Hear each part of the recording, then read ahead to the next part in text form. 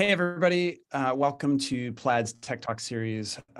Really excited to be here today. We're going to talk about the road to real-time payments in the United States. And my name is John Anderson. I support the payments team here at Plaid. And I'm super stoked to be here together with some fantastic folks that I learned from as I think about payments in the U.S. To hear and share what we're working on together. So I'm here with Lily Verone from Forrester and Akash Desai from Novo. Lily, give us a little bit more about your background.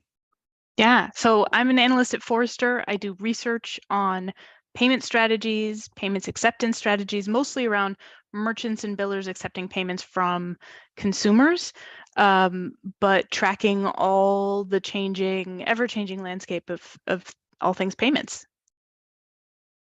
And Akash? Yeah, thank you for that, JA. So my name is Akash. I'm a group product manager within the financial services business at Novo. Novo is a powerfully simple fintech platform for small businesses, and my goal is to build the best products to help these businesses centralize their finances and speed up their cash flow. Very cool. And again, Lily has taught me so much about really about the world of billing, and Akash, I've already learned so much just in warming up for this discussion. So thank you guys again so much for being here. All right. So today we are going to be covering three topics and kind of go through a little bit of a history flow here. We're going to start with where we are today in real-time payments and in payments in general. And for them, then we're going to move into kind of what we see emerging here in 2023, particularly with the arrival of some of the new rails. And then it wouldn't be a payments discussion without addressing fraud, which is always a part of the picture and what we see in a lot of the innovation across the different teams that we're working with. So let's start out with where we are today. This is a really cool slide here that really talks about the growth that we're seeing effectively in bank payments.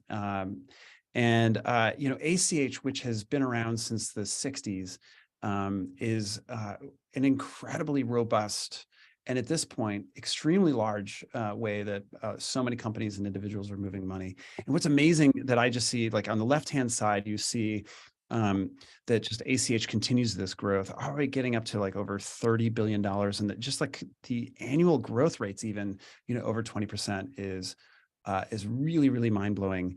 And then in particular, you see same-day ACH, which came online really is like over doubled every on a year-on-year basis. So we're seeing huge growth there. And on the right-hand side, we talk about like RTP, which is the clearinghouse's real-time payment model.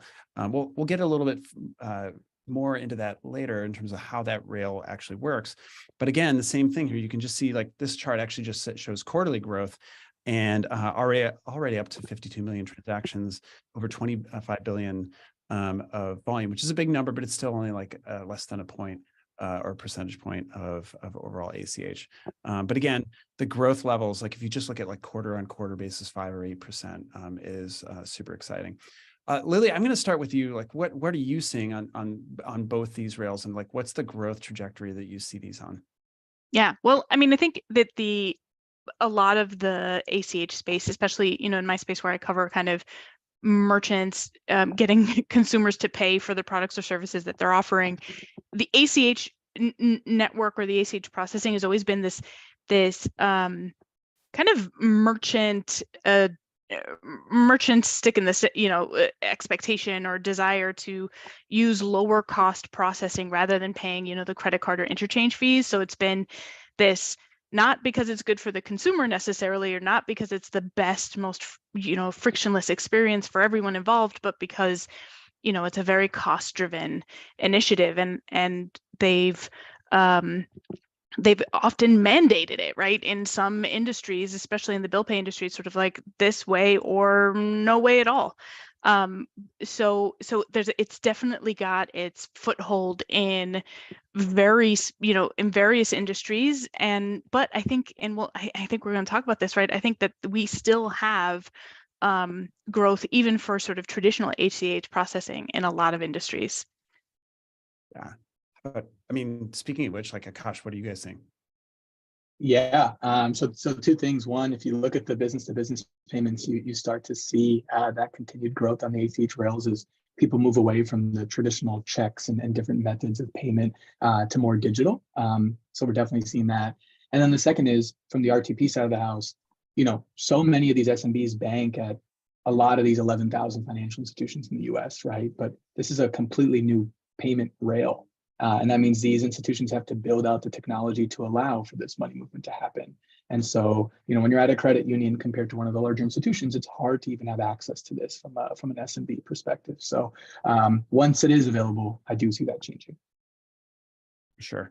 One of the things on this slide I see is like if you take a look at this green chunk on the left-hand side in the consumer bill pay piece, it's like it's kind of hidden there, but you can see like particularly like going from 2021 to 2022, you just see that it's like a hugely growing piece of the overall share. I mean, really, this is what you study, and Akash, your customers must be seeing the same kind of growth of bill pay demand as well, right?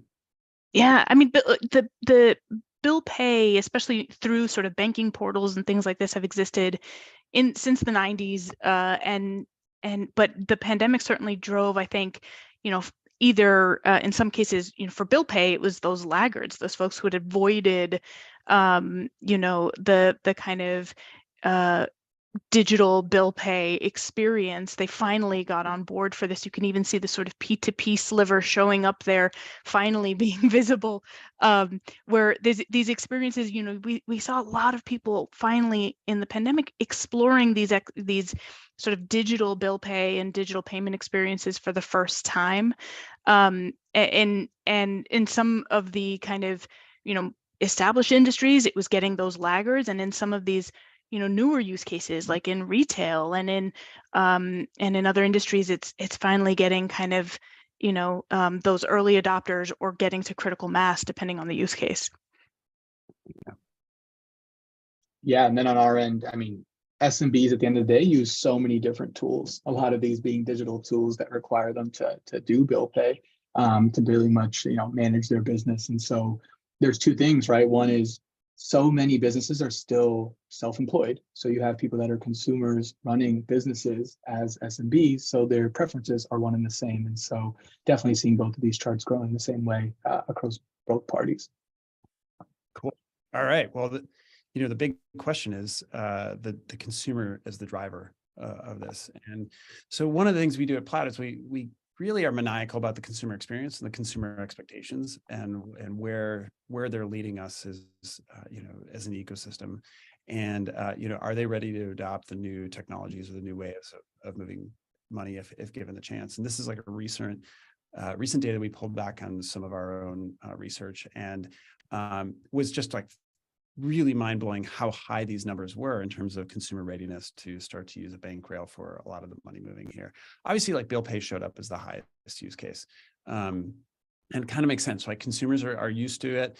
A lot of bills today have, and billers today, you can probably talk about this in a little bit, like have the incentives set up to like pull people along on this. But we see some things, subscriptions a little bit lower. And when we dug into some of that data, we found that it was certain type of subscriptions kind of pulling that demand a little bit lower. Obviously, account funding is now becoming more and more a day-to-day part of people's lives. If you look back in history, account funding was something people did maybe once every year, maybe as they were setting up a new account or setting up a new loan. And now with embedded finance, fintech showing up in everybody's kind of day-to-day life, whether it's a pre-keep with a merchant or some of the newer fintech apps that people are using, or different types of banks that people use to manage their money in a more sophisticated way. People do account funding more and more, and that's a super high demand use case.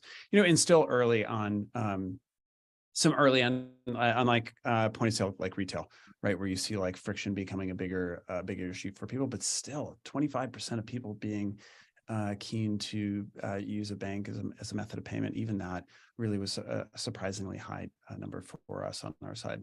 Lily, you want to jump in and share more about what you're seeing on the consumer demand side? Yeah, well, I think that it's funny because historically, I mean, this lays out very logically for me, right? Like, I think that the bill pay is very clearly a more well-established experience for using bank-based payments. But even in in subscriptions, you might even think of hey, my mobile carrier, right, is maybe it's a bill pay experience, but it could also be kind of considered a subscription. And then sorry, the dog's in the background. But even in retail, right, we start to see sort of particularly with like challenger brands and some of these smaller brands using the moment to say, hey, we're a small business or a smaller business. Every cent, every penny, everything counts. We are encouraging you to use bank-based payments because it's cheaper for all of us, and we'll pass through some of those incentives over to you. And so it's almost this amalgam of cost savings for the merchant, but also, sort of tapping on the shoulder of the values-based consumer that is, we know is growing these days too. And so I anticipate this. This is really promising data. We've even seen, I think, for consumers buying sort of footwear and retail and apparel, 6% of consumers have said they used bank debit for one of those product purchases in the past. And so I think that there's an emerging category there, emerging sort of willingness for consumers, even in these use cases that maybe weren't traditional, where that behavior isn't traditionally established. We start to see some openness or willingness to do this for various motivations. Yeah, Akash, how does the consumer demand and the consumer experience kind of play into your customers, and also what does that mean for you guys in Novo? Yeah, that's a great question. Like at the end of the day, businesses are essentially dealing with other businesses who at some point are dealing with consumers. And so the demand is absolutely there, whether it's B2B or B2B2C. And so these demands are bridging the gap between what they see in their normal lives. And they're expecting these platforms to have those same solutions. And so what's the biggest difference is I feel like businesses are going to be ready if the platforms they use are ready to accommodate this sort of change. The adoption is one thing, but the second is the implementation of it. And something we've noticed about our SMBs is make it easy, right? I'm happy to use the cheapest possible option because I need to run my business, but make it easy to make a bank payment. There's in the consumer space, you have your email address and your phone number. That's very hard to do in the business space. And so when we start to have bank payments in the future to include those functionalities, as long as we make it easy, people will adopt it. Sure, we're definitely seeing that. Okay, so despite the robustness of ACH and really the coverage of 100%, and the scale of how broadly it's being used, one of the challenges that our customers have always kind of pushed us on is the uncertainty they have to deal with in terms of funds arrival. Even if you're using same-day ACH, there's like an indeterminate time about when that arrives. And that creates such a huge amount of risk and uncertainty for our customers. And they're faced with this really tricky decision of do they make, so if one of their consumers is funding an account or buying, purchasing something, do they make that value or available to the consumer immediately and give that real-time fulfillment to people? Or do they make, but doing so actually incurs some level of a risk of whether or not those funds will actually show up, or if there's a return that shows up. So they could take the risk and make the money available to people, or they have to make people wait and pend those funds. And oftentimes consumers at that point will churn out, or they're not satisfied with the product they're getting. And this has put our customers in a tough place historically. And so they came to us asking for help. About a year ago, we started playing around with some of our larger customers about looking into ways that we could use the underlying data within the Plaid network to give our customers the ability to accelerate the funds availability. We launched a product called Signal, which is a machine learning risk engine. It's powered by the Plaid network and allows our customers to get a higher certainty about the funds availability. The results on that have been just unbelievable. We have a customer called Uphold, which is a digital asset marketplace.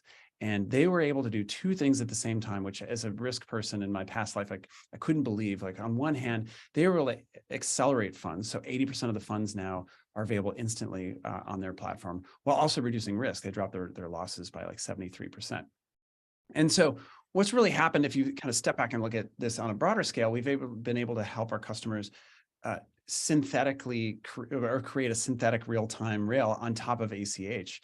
And again, these results are they're proving true in many different use cases, whether it's instant account funding and stored value, but also in cases, even in like pay by bank use cases, where now all of a sudden the ACH rail can, from a merchant's point of view, start to actually operate and feel akin to what they're used to with, say, a card platform. And so we're really in this interesting world where, like, a lot of people like to talk about the upcoming real-time rails, and we'll talk about those. But even today, we're seeing the existing rails start to behave in a real instant way. And like, I think Lily, or actually Akash, we'll start with you. Like, do you see this showing up with your customers? What are some of the problems they're seeing in terms of like availability of funds on ACH, and what keeps them up at night on this? Yeah, of course. So for everyone's benefit, like most SMBs don't even have like more than 2 weeks worth of working capital. So they're checking their account balance like constantly, right? Every dollar matters in a lot of decisions that they're making. And so this creation of like making sure their account balance is the most accurate for them to make the most accurate decision for their SMB to run their business is super important. And so it's that little feeling, right? Like, I'm making a payment to JA. That money should debit my account immediately so that I know that every dollar is accounted for. Or, hey, I'm going to debit my external account to credit my Novo account. I need to know that that money is going to come in there so that I know I can account for it, right? And so we're definitely seeing this experience, but the moment it starts moving as instant as we would all love it to, people will definitely benefit from the guessing game to be out of the picture. Yeah, well, it's interesting because a lot of this, merchants have and billers have obsessed over credit card optimization and credit card payments optimization, about failures and how to treat them and when to route them again and how to. And the same attention hasn't historically been focused on ACH optimization. And I think now, now there's some more attention being spent on how to, authenticate a user, how to make sure that there's funds in that account before you hit it, and all of this kind of this lens of optimization is finally being put around ACH processing. That historically hasn't been there. And I think that one of the other things that is really interesting is that a lot of this sort of synthetic real time starts setting customer expectations for real time, right? This is what makes sort of surveying people about real-time payments really difficult, because distinguishing between what is actually real, as we might call it, right, RTP, versus what they think is real time, because the messaging can be real time, is really hard to get at this. So the more optimization we get around this, and immediacy is one of those optimization levers, the more we'll see customers and users kind of expect actual real time and more use cases. So I think that this is a really interesting indicator of the moment in time we're in, that will drive sort of more demand for real time eventually. I mean, well, I really love this concept that you're describing. It's like a flywheel, right? You've got like consumer expectation and demand, like the first slides we had, right? Consumers are starting to ask a little bit more for bank. They're like looking for it. And then that's causing the businesses to start to think about and really pay, to your point, like pay more attention to ACH. And then through that, they're actually starting to bend and pull and like hack and in a really positive way, build ACH into being a better experience for people. They work with companies like Plaid and Nova also in creating a better user experience, which then increases the consumer demand for that, which like brightens the lights on bank payments in general, to really create this like positive flywheel of how it's working together. And then on top of that, we see now the emerging element of RTP, and like, which is just now like showing up and creating this essence, like one more kind of thrust on the flywheel. And so again, as that starts to show up, so we started to see RTP show up at this point, along with that user experience is like magical, and the demand from the consumer, and we're seeing those use cases like come together. So just recently, Plaid launched a product called Instant Payouts. We built it with our transfer platform, which is kind of a full stack service for Plaid customers to be able to connect bank accounts, make sure those connections are solid, and then also move the money for that. And then we layered on top our first evolution with the real-time rails, with adding real-time payments on it to allow our customers to do an instant payout. And so, Akash, you were talking about like like payroll being like a super important emerging use case. We've started to see this. One of our earlier customers on for this product is a company called My Brand Forest, right? They're a gig platform which allows people to work in retail jobs. And one of the most important differentiators now that they're able to offer, in part by using this product, is allowing people to go do their gig work and then get payments very instantly for the work that they're doing. And when you think about what that means for the consumer, again, they're able to take that money instantly and use that. Maybe it's to pay down a loan or deploy that capital. Akash, I'll go back to you. Like, are you seeing other cases where you're seeing the instant payout start to play through in some of your customers' use case? So much, where, if you think about the SMB, they're earning money and then, they're getting paid and then they need to make payments. Without a world of RTP, you can never do both. It feels like, without enough balances on the same day. And so you see so many of our SMBs earning money, let's just say on an e-commerce platform where they're selling their products. It's going to take a couple of days for that money to hit their Novo account, and then a couple of days using the traditional rails to actually pay their vendors, their contractors. Now imagine a world where all that can happen in the same day, right? They're looking for that type of cash flow so they can continue to reinvest into their business. And that's where Novo is kind of stepping up and hoping for rails of RTP to do that. And I think the other one that comes to mind a lot is you have businesses who need to go into the weekend, possibly purchasing inventory, et cetera, but that funding that they were attempting to do to be able to make those purchases had to be timed, but they don't understand cutoff times, right? Not every business is worried about that. So like the ability to do that in the moment to then go and make that purchase changes the game for them that they never had before. I love this conversation around real time because it's a story of like technology getting in the way, because more, when we talk about payments in the real world, often those are instant, right? I'm giving you cash, you give me the thing. It is only not real time because we have put all of these processes in the way. We're getting out of our own way now with these real-time payments, and so it, in those use cases where money, where you have to give, disperse money to someone, because at this point, right, RTP is about crediting only, where you have to disperse money to someone, and that person, that entity, can make moves or depend on that outside of these arbitrary sort of batch processes or business hours. It starts to be really interesting, and all of these kind of use cases are emerging, right? I think payroll, we talked about, is a really interesting one. The gig economy, certainly, right? We hear about kind of funding prepaid cards or virtual cards, funding accounts, virtual accounts and real accounts with instant funds for those workers in the right balances, the just right kind of values for them to kind of do their job in this marketplace. And I think for merchants in some of those use cases where, the merchants are probably like retailers and brands, those who might filter to that bottom half of that bar graph we saw earlier of kind of the consumer appetite for these things.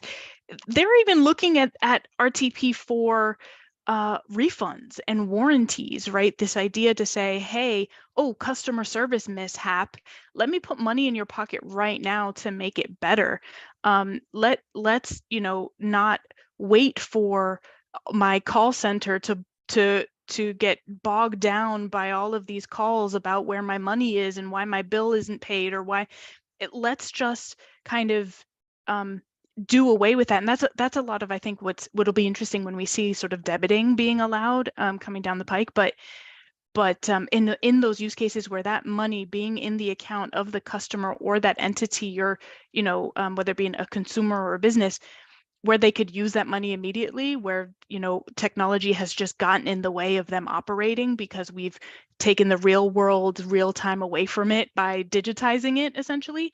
That disappears here. And so that's where we start to see the use cases kind of getting more and more interesting. Is there's this one, I could use it, and maybe I have a kind of loyalty program and I'm giving credits or other things like this in real time for my customers, and kind of making my product or service stickier, because because that immediacy actually drives material benefit to the customer in that use case.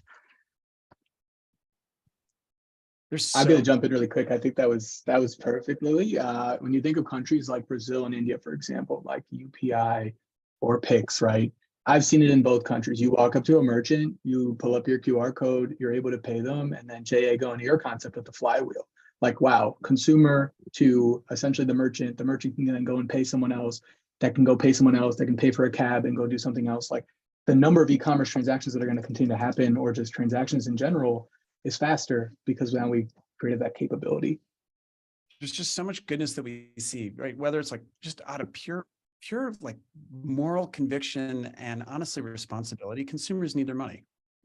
And it's our job to get it to them. And that, like, they worked hard for it. You know, one of our customers does HELOCs, and consumers are like, when you're going to deposit, it's a pretty emotional, heavy decision for you. You're making a big commitment. You're filling out a lot to apply for that loan. You're committing yourself to something in the future. Clearly, you've got something, whether it's a remodel or something really important in your life, you're funding. And then this customer is like, yeah, the worst thing ever is like, we issue the money, but like, it's kind of, we don't know when it's going to arrive when we send it through ACH. It's like, yeah, there's a carrier pigeon on its way with your HELOC. Well, like, let us know when it arrives. So what happens then is the consumers call the call center over and over again, multiple times a day, saying, hey, is the money here? Is the money here? It hasn't arrived. And in a historical world, in the past days, first of all, the company didn't know when it would arrive. And then second of all, you know, they really didn't know what to say. And so, you know, those companies are working with Plaid on two dimensions. First of all, they can issue a real-time payout. So it's like just instantly, and they know, like, as part of the RTP, hit the next second, like with the rails themselves, they know it arrives. Second of all, with a Plaid integration, we can help them know actually definitively what moved on the balance. And so that company not only is able to like give the consumer honestly what they deserve and be a more joyful experience and something important in their life. Second of all, they're actually able to like save costs. They don't need a huge team of people answering the phone call now that it's on an automated thing.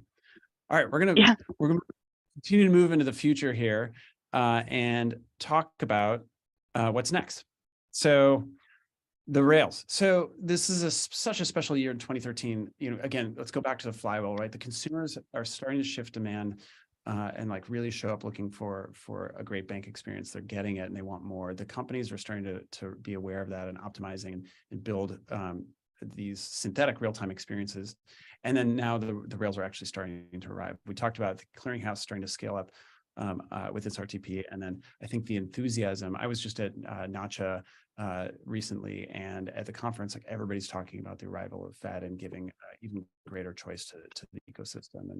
And it's super exciting to see that come out. And I think in the past, that was a lot of industry pundits were thinking about the future rails, but now they're actually here. And that just is creating yet another layer on the flywheel. People believing like it's not, oh, the rails will someday show up. Like, the rails are going to show up in just a few weeks, or they're already here. And so just to walk through just a couple things on the mechanics of the different rails for folks like learning about how this is going to come through.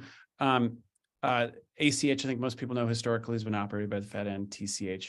And then we have two real-time options for people. So one is the RTP product operated by the clearinghouse. The second is FedNow, soon to come out with the Fed. It's the first launch in 50 years. So it's really exciting to cheer for them as that comes through. On the settlement time, you know, we talked about ACH having like this indeterminate settlement time, particularly tricky on like weekends or holidays. RTP and FedNow are both identical, so 24/7, 365. Super important. That is foundationally what we mean by real time. It truly is real time. Bidirectional. So ACH is obviously bidirectional today. RTP and FedNow are really at the moment really anchored on nailing this new rail on the payout side. We will see pay-ins, you know, over time, but you know, for every consumer purchase and pay-in that happens in the entire ecosystem, there's a payout, an equal payout. So I think there's a lot of work for the whole ecosystem to work on with what we have right now in payouts. Revocability is a huge topic. We'll probably talk about that a little bit more, particularly in the context of fraud. Coverage is something that comes up a lot with folks that we talk to. You know, obviously ACH today has full coverage. You know, some folks, challenge the RTP network. Hey, it's only got like 65% coverage. That's actually 65% of institutions, but it's a higher part when you actually look at the underlying consumer accounts that are actually connected through that.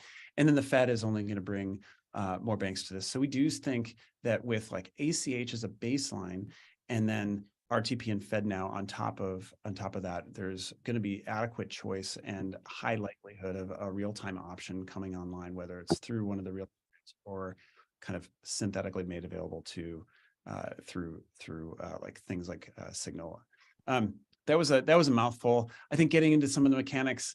Akash, do your customers ask a lot about this? What are some of the questions that they have, and where do you see the mechanics of the different rails and their arrival kind of play through? Yeah, it's an interesting question because a lot of SMBs are essentially asking, where's my money and how fast can you move it? And the rail to them is not of importance, but what is the most of importance to them is coverage, right? They want to make sure their payments are successful. They want to make sure the money moving is successful. And a lot of SMBs and just businesses in general get lost when you hit them with an error message, right? They don't know what an alternative could look like if the platform doesn't provide it.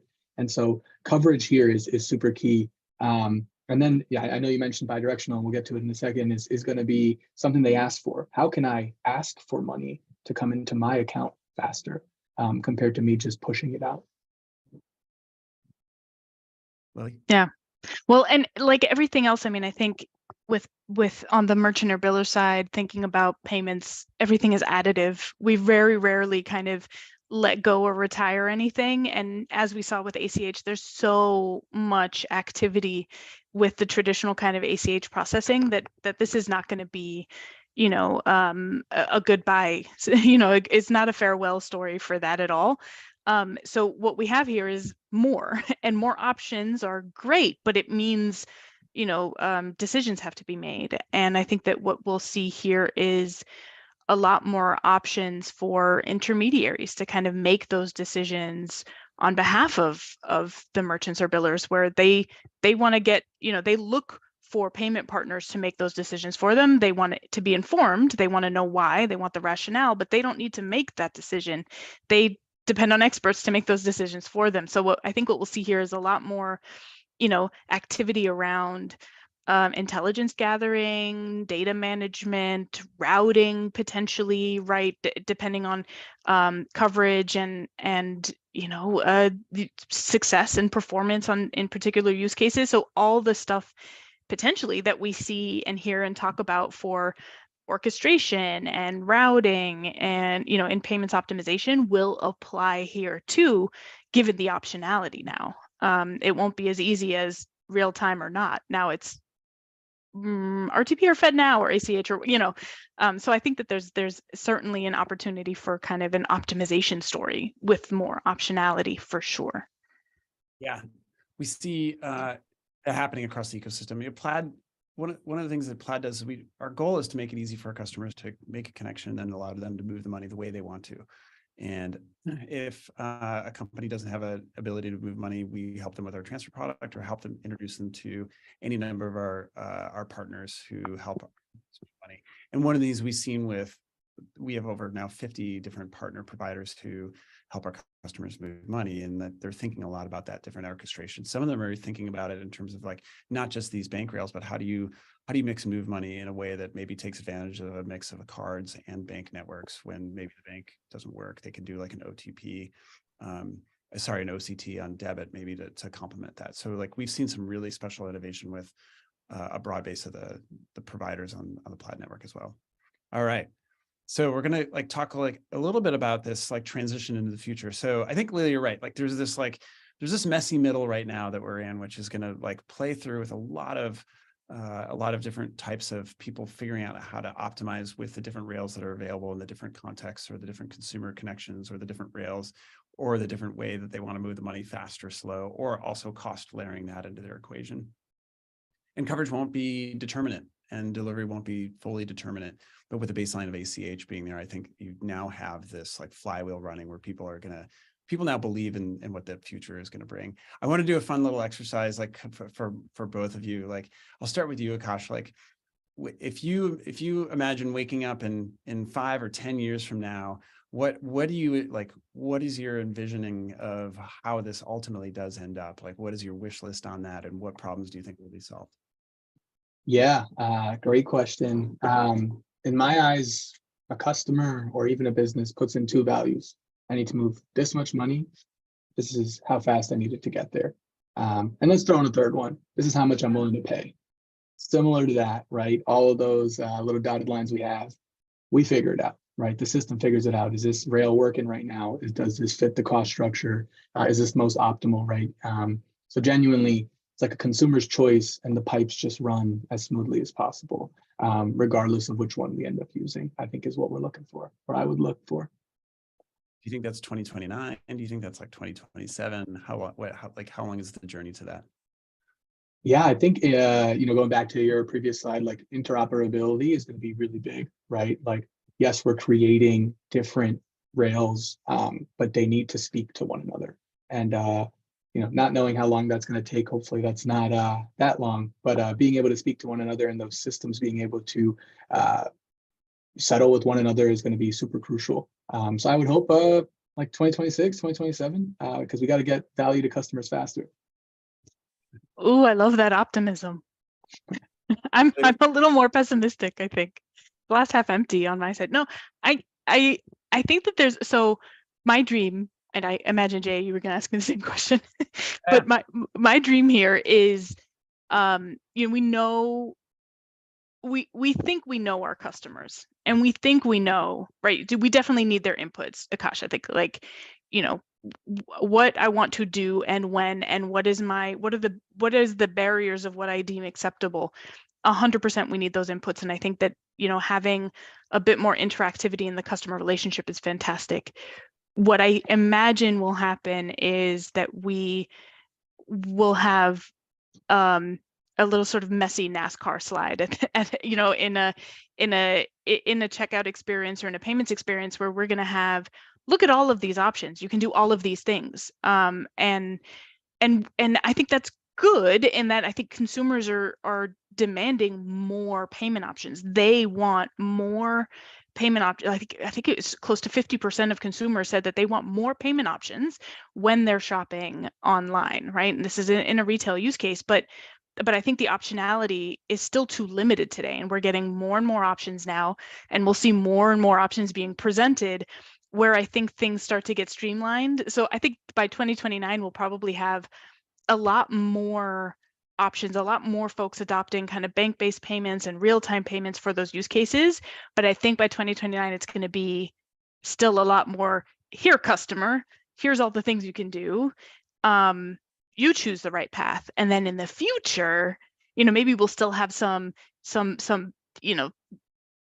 parallel arrows in the 2029 timeline. And then past that, we'll have some, more maybe more artificial intelligence, better data science to kind of put things together for them, take more contextual data around what's going on, to help customers. I think at the end of the day, and especially in the this is about helping businesses and customers feel more in control of their money, and more visible, and more, have more visibility and more awareness about what's going on and where their money is. And that's great for everyone. I think two themes that I'll add to this. Like, one is, it actually comes, Akash, this is probably more in your world, but I think we will have, because the push rails are like a little bit more advanced, I think very soon we will see incredible choice and flexibility, particularly in things like payroll. I think you're going to see huge benefits of more real-time access to funds. I think what I get super excited about then is the things that don't exist today that then become enabled by that.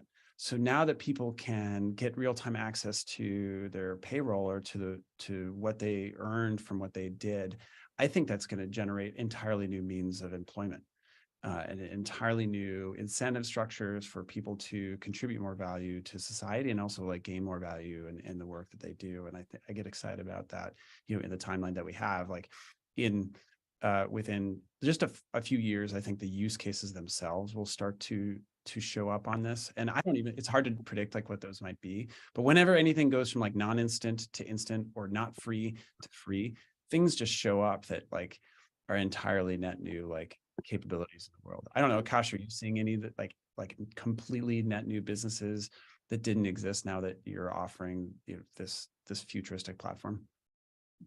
Yeah, man, I think that's, when you think about, let's just even take the pandemic, right? It took an event like that where money movement was changing just as much for everyone to be able to start a business, right? You could incorporate quickly, you could essentially start selling some product that you wanted to because everyone was relying on delivery. And we saw a spark in e-commerce types of businesses. And on top of that, now when you include payments, you're talking about, hey, how quickly can I get that money that I have sold to then recycle and then keep playing the same level playing field that I need to do to continue to compete against some of the larger businesses, right? That's how SMBs prosper. They're taking a little bit of chunk out of the big boys. And so definitely. And I think you're right. I think there's such a world that the unlock of money movement will create that we don't even know yet. And it's that aspiration or that goal that makes it so exciting. I think you guys are right on the money there too. And the customer experience, we've focused so much on kind of customer experience, and we talk about it a lot because, Forrester talks about customer obsession and kind of the age of the customer. Now we're starting to talk more and more about the employee experience, and that payroll story or access to funds is interesting because, the happy, the happy wife, happy life. We've got happy employees, happy customers, right? This idea of better serving our employees to create better customer experiences because our employees are happy and satisfied. And so that, the way, if we take a more holistic view as merchants or as billers, is how money moves in our organization and, materially impact the customer experience. But it's, that one relationship is just one lens through which we think about money moving. And you guys are absolutely on the money. I think that in some of these other use cases, we'll see perhaps more momentum in the shorter term. Okay, well, maybe one of my hopes and aspirations and dreams is that fraud just like magically disappears in the future. That may not be as realistic as entirely new categories of goods showing up and products showing up. As long as money's been moving, fraud has been a part of the picture. And we really we work a lot with our customers as they think about this. Certainly when you're anytime you're moving money, it's like a big factor, and we, on the Plaid side, what we've started to see is this real network effect taking place. So as our customers, we have almost 10,000 developers now building on Plaid, establishing connections to about one in four American bank accounts. Through those connections, then it really creates a data network that is allowing our customers to make sharper and sharper decisions as they fight fraud and create more certainty in what they're offering to consumers. They do that with like a couple ways. So on the Plaid stack, right? So there's like an identity risk that they manage, whether it's through our IDV product. We bought a company called Cognito, which is just absolutely world class in that, to the next stage, which is basically account connectivity and account risk. So when someone does connect an account, we have the ability to assess the validity of that connection. Is like essentially, is this Akash the holder of this particular account? Or the person with experience in this particular app, are they truly the same person? And through that, we develop high confidence on that initial connection and that front door experience that allows our customers to then onboard people really fast. We've then started to take that one step further into transaction risk. We talked about Signal, which is really, our customers can then, every time there is a transaction, whether it's a pay-in or even whether it's a pay-in, or in more and more cases, we're seeing like for payouts, they can kind of pull the Plaid network to get a sense of the integrity of that particular type of transaction, the likelihood it returns, the likelihood that it's fraud, and data elements on there. And then through that, establish an even bigger picture of the whole risk of the whole network. And so we're seeing a really good evolution. Maybe the one thing I'll say on that, maybe fraud is never an easy topic, and it is always a challenge, and it's a really serious matter across the ecosystem. It's also really makes me feel good to see many companies coming together to work and work on this problem together through the network. So we're super optimistic on that. I think like Akash, I'll go with you first. Like, what does fraud management mean for your platform and for your customers, and any trends you're seeing? Yeah. So at the end of the day, like SMBs looking for a Novo checking account, for example, they're expecting their money to be safe, right?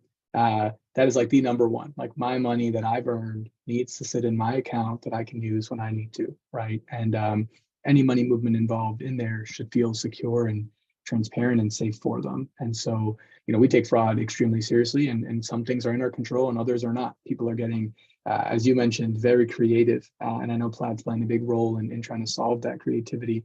But for us, it's, our businesses are interacting with lots of different merchants, lots of different, consumers, purchasers, vendors, contractors, where they don't have the bandwidth and the time to be able to validate everything. Their expectation is that their bank account or their partner, the financial services company that they're partnering with, can help them with that. And that's been the expectation for us for a while. But money movement is super important. It's these edge cases when fraud does happen that make it so difficult. And that's when you start to lose the trust of your consumer or your business. And once you lose trust, it's pretty hard to bring it back. And so we take it very, very seriously, and these products definitely help. Really? Yeah, I mean, this is a really, really tough area, and one that is so divisive at the moment, and interesting, because in on the one hand, a lot of our fraud tools are working really, really well. Right, we, on the merchant side, on the banking side, the fraud management is always this pendulum swing, right, where you've got really, really good controls. Well, the fraudsters are going to find the weakest link, right, and move there. And I think right now with bank-based payments, and certainly with the irrevocability of RTP and FedNow, we've got more of an emphasis on really ensuring that these are the right actors.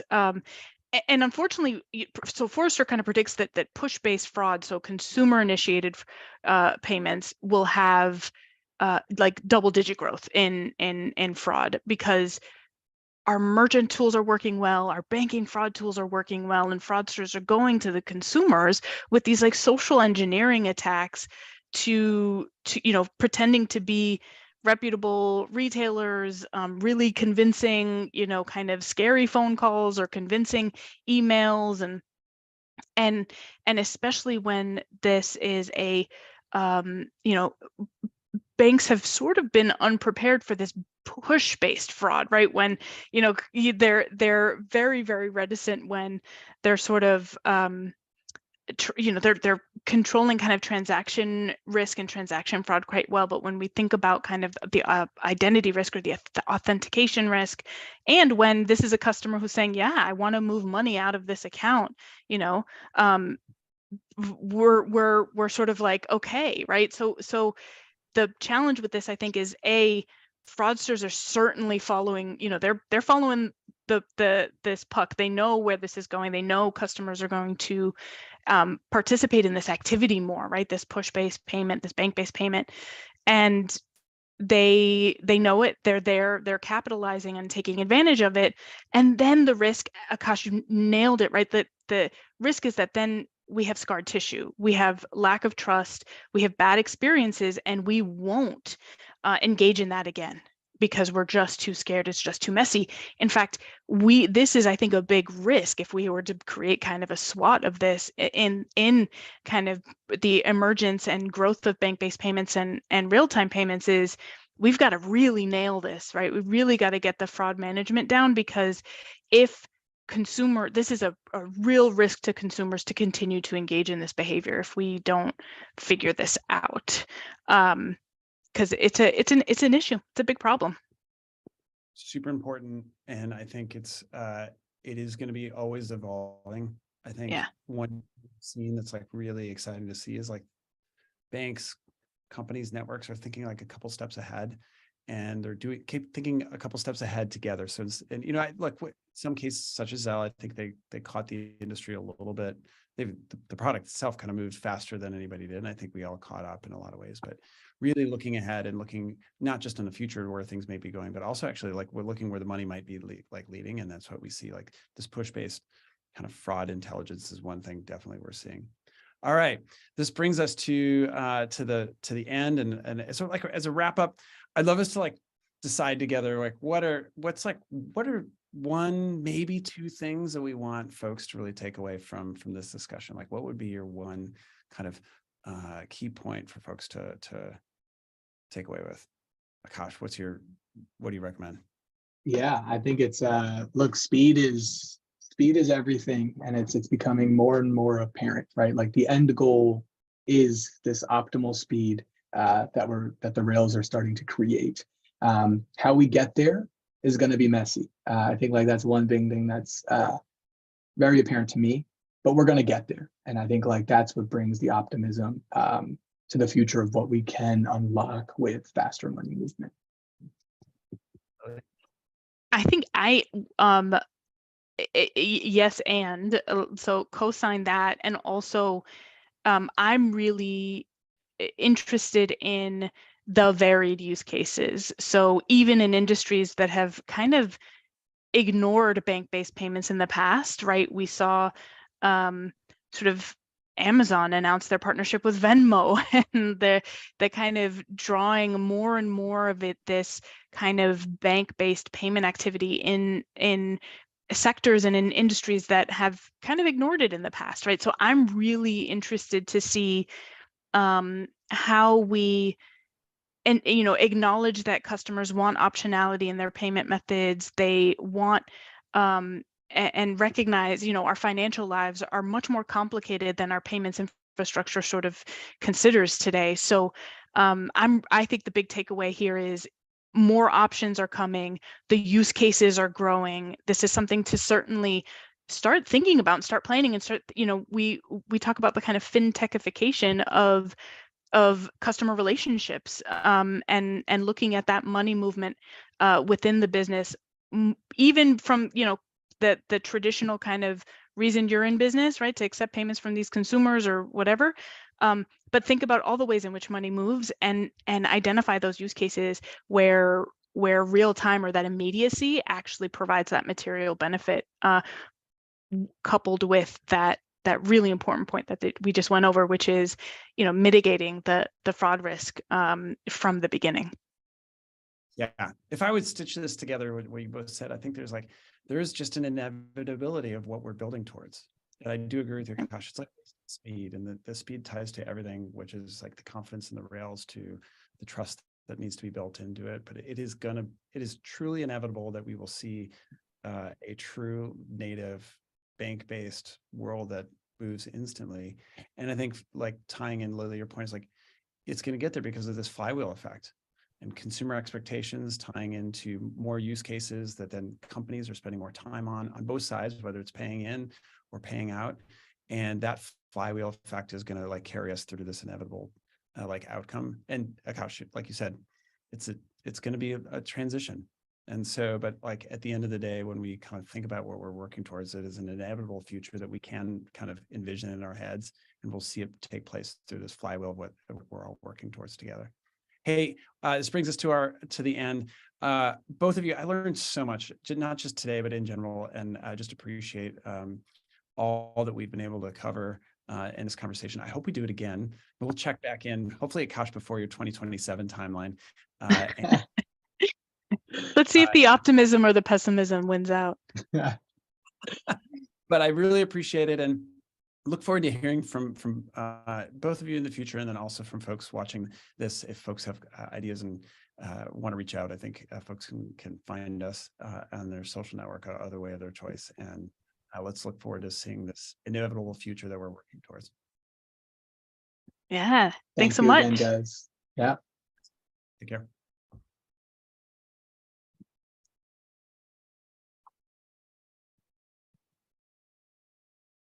Wonderful job. There you go. You guys did great. That was awesome. Yeah, that was really good. I felt like I was watching one of those like very interesting podcasts where it's just a conversation.